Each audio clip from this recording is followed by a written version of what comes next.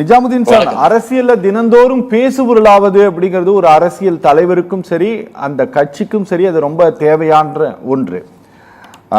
தாவேகா சம்பந்தமாகவோ அல்லது விஜயினுடைய விமர்சனங்கள் தொடர்பாகவோ டிஎம்கேவினுடைய தலைமை பொறுப்பில் இருக்கக்கூடியவர்களோ அல்லது அடுத்த லெவல்ல இருக்கக்கூடிய டெப்யூட்டி சிஎம்ஓ அல்லது சிஎம்ஓ இவங்க பெருசா ரியாக்ட் பண்றது கிடையாது. ஈவன் ஜெனரல் செக்ரட்டரியாக இருக்கக்கூடிய துரைமுருகன் ஐயா கூட எதுவுமே பண்றது கிடையாது. ஆனா அதிமுக கொடுக்கக்கூடிய முக்கியத்துவம் அப்படிங்கிறது தமிழ்நாட்டினுடைய அரசியல் களத்தில் ஒரு பேசுபொருளாக தாவேகா தொடர்ந்து இருப்பதற்கான ஒரு வாய்ப்பை ஏடிஎம்கேவே உருவாக்கி கொடுக்குதா சார்? ஏடிஎம்கே உருவாக்கி கொடுக்கல, ஏடிஎம்கே நிலை உருவாக்கி கொடுத்திருக்க. ஏடிஎம்கேனுடைய நிலை இப்ப இருக்கக்கூடிய அந்த அவங்க ஸ்டேஜ் அதை உருவாக்கி கொடுக்கும். சரி, ஓகே. நான் கூட தாவேகா பத்தி ஒரு தப்பு கணக்கு போட்டோமோன்னு ஒரு எனக்கு சந்தேகம் இப்ப என்னுடைய நண்பர் ஜவஹர்லி பேச்சை கேட்ட பிறகு வருது. அப்படியா? ஆமா, ஏன்னா ஜவஹர்லி அதிமுக சார்பா பேசக்கூடியவர் பேசுடைய பேச்சுல ஒவ்வொரு பேச்சு மட்டுமல்ல, ஒவ்வொரு மூச்சும் தாவேகா தாவேகா தாவேகா தாவேகா என்று 1,00,000 தடவை ஜபித்து விட்டார்.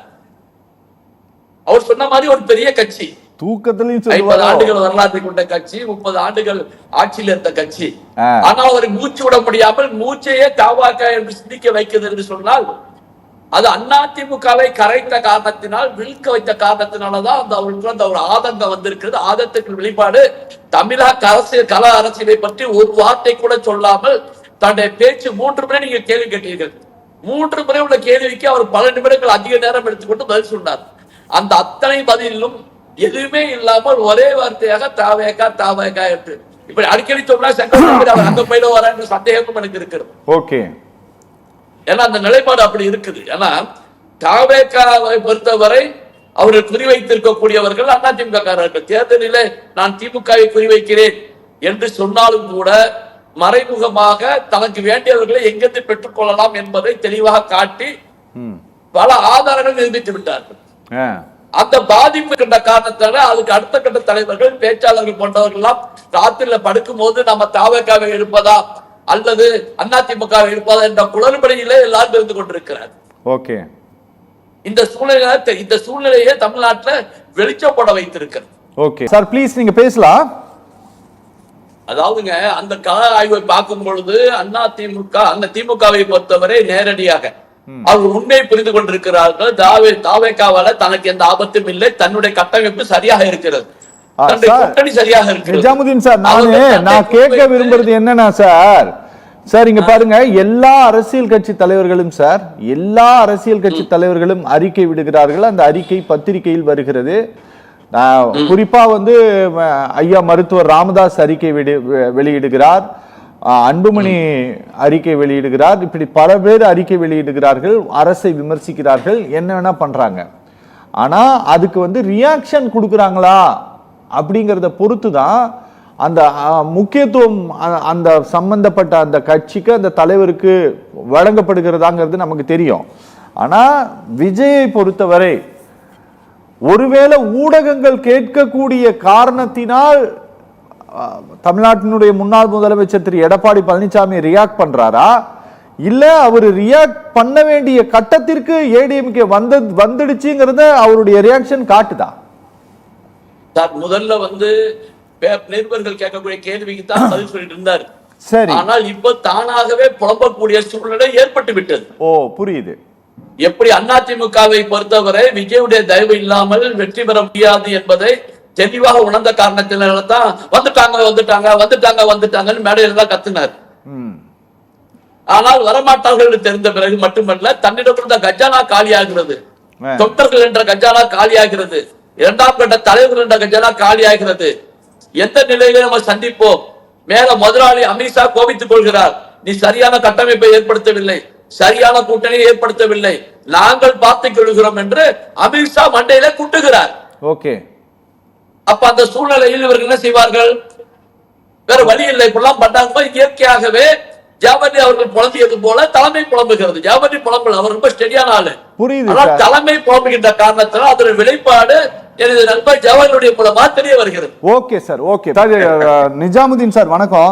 நிஜாமுதீன் சார், நாங்க என்னைக்குமே ஒரு தலைவர்கள் வந்து இத பேசினாங்க, இதுக்கு இவங்க இப்படி ரியாக்ட் பண்ணாங்க அப்படிங்கிறதை மையப்படுத்தி நாங்க பெரும்பாலும் தலைப்புகள் எடுத்து 1 மணி நேரத்தை வீணடிக்கிறதெல்லாம் கிடையாது சார். நாங்க அதை செய்யவும் மாட்டோம். ஆனா எங்களுக்கு ரொம்ப ஆச்சரியமாக இருந்தது அதிமுகவினுடைய ரியாக்ஷன்ஸ் பார்த்து, குறிப்பாக மரியாதைக்குரிய இபிஎஸ் அவர்களுடைய ரியாக்ஷன் பார்த்து. ரொம்ப முக்கியத்துவத்தை ஒரு பெரிய பேர் இயக்கத்தினுடைய ஜெனரல் செக்ரட்டரி கொடுத்துட்டு இருக்கிறாரோ அப்படின்ட்டு எங்களுக்கு தோணுனதுனால தான் இன்னைக்கு இந்த தலைப்பை எடுத்துமே தவிர எந்த விதமான நரேட்டிவ் செட் பண்ணும் அப்படிங்கிறதெல்லாம் எங்களுக்கு நோக்கம் கிடையாது சார். இந்த முக்கியத்துவம் கொடுக்கக்கூடிய இந்த விஷயத்தை அதிமுக கொஞ்சம் குறைச்சிக்கிறது சரியானதா இருக்குமா சார்? அதிமுகவால் முக்கியத்துவம் கொடுப்பதை குறைக்க முடியாது என்பது எனது கருத்து. ஓகே. ஒரு பானை சோத்துக்கு ஒரு சோறு பதம் என்பார்கள். ஓகே. எந்த அளவிற்கு நண்பர் ஜவஹர் நீங்க பாதிக்கப்பட்டிருக்காரு என்பதை இது போன்ற இந்த வாதங்களை நம்ம பார்க்க முடியுச்சு. சரி. அவர் ஒரு வார்த்தை அவரே ஒத்துக்கிட்டாரு. சூரிய பிரகாஷ் சொன்னாரு அதிமுக தலைமையகத்துல கூட்டமே இல்ல அப்படின்ட்டு. அதை ஜவஹர் ஒத்துக்கொண்டார். எப்படி ஒத்துக்கொண்டார்? எங்க பொதுச் செயலாளர் எடப்பாடி வரும்போது கூட்டம் வருகிறது, அப்ப வரும்போது கூட்டு வர்றாரு, போகும்போது கூட்டி போயிடுறாரு, கூட்டு போனா யாராவது கூட்டி போயிடுவாங்கன்னு பயப்படுறாரு அப்படிங்கறத அவர் தெளிவுபடுத்துறாரு. அது மாத்திரமல்ல, அதிமுக ஊழல் கட்சியா? கோர்ட்டால் நிரூபிக்கப்பட்ட ஊழல் கட்சி. தலைவி செல்வி ஜெயலலிதா அவர்கள் மீது தீர்ப்பு உருவாகி அவர் அதுக்கு பிறகு தீர்ப்பு தண்டனை அனுபவிக்காமல் மன்னித்து விட்டார். ஆகவே ஊழல் இல்லாத கட்சி என்பதெல்லாம் சொல்ல தமிழக மக்கள் ஏற்க மாட்டார்கள். அது நீதிமன்றத்திலே புரூஃபானது. ஆகவே அது மாதிரி போடுறதை பேசுறதை டைத்து விட்டு கட்சியை என்னை பொறுத்த வரைக்கும் 2 திராவிட இயக்கங்களும் மாறி மாறி ஆள வேண்டும், எதிர்கட்சியாவது தொடர வேண்டும் அதிமுக என்பது எனது விருப்பம். ஆனா அந்த நிலைக்கு கூட நான் தகுதி இல்லை என்று தனது பேட்டியாலும் தனது பேச்சாலும் எடப்பாடி அவர்கள் நான் ஸ்ட்ராங்கா இருக்கிறேன் வா வா வா, நான் ஸ்ட்ராங்கா இருக்கிறேன் வா வா என்றால் இது என்ன நிலை என்பது புரியவில்லை. அவருக்கு பயம், எல்லோரும் போயிடுவார்கள், ஜவஹரி போன்றவர்கள் போயிடுவார்கள் என்ற அச்சத்தில எடப்பாடி போன்று பேசுகிறார். இது தன்னை நிலைத்துக் கொள்ள வேண்டும் என்ற நிலையில கள நிர்ணயம் மாறிவிட்டது. தகுதியற்ற தலைவராக கருதப்பட்ட விஜய் எடப்பாடி போன்றவர்கள் பேச்சால் தகுதிமிக்க தலைவராக மாறிவிட என்ற அச்சம் எனக்கும் சூரிய பிரகாசும் இளங்கோனுக்கு வந்துவிட்டது என்ற ஒரு கருத்தியலும் உருவாய்ப்பு என்ற அச்சம் இருந்து கொண்டிருக்கிறது. Okay sir, okay. இதெல்லாம் பார்க்கும்போது நம்ம நிலைப்பாடை கொள்கிறோம். ஆகவே தமிழ்நாட்டில் அவர் அரசியல் தெரிந்தவரா விஜய் தெரியாதா என்பது எனக்கு தெரியவில்லை. ஆனால் அவர் அதிமுகவிலிருந்து மோதலை எடுக்கும் பொழுது ஏதோ ஒரு பின்புலத்தோடு சரியான ஒரு அட்வைஸோடு வருகிறார்.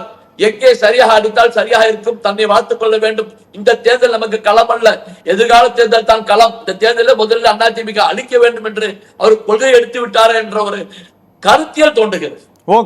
ஏன்னா இவர் கத்த அதிமுக பேரை சொல்லாமல் கள்ள கத்த அதிமுக ஆள்கள் வெளியாகி கொண்டே இருக்கார். Okay sir, okay. திமுக குறிவைக்கிறார். பிரதான கட்சி. Okay sir, okay.